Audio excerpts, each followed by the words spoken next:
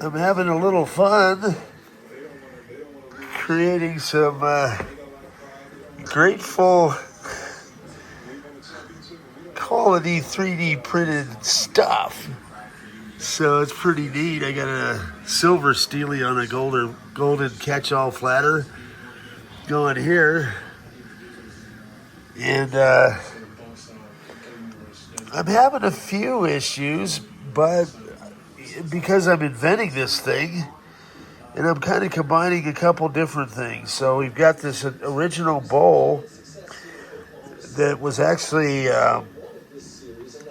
browns, but I went ahead and did kind of my flair on it, silver and black and gold. And then I've got my silver or gold Stealie, and this one is going to be silver. So it'd be kind of a fun thing, for deadheads. Like, it's not necessarily fancy because it's 3D printed filaments, but it'd be kind of fun. You can have all kinds of goodies in there, like a goodie dish, You know who you are out there. All right, well, they're jamming at the Sphere.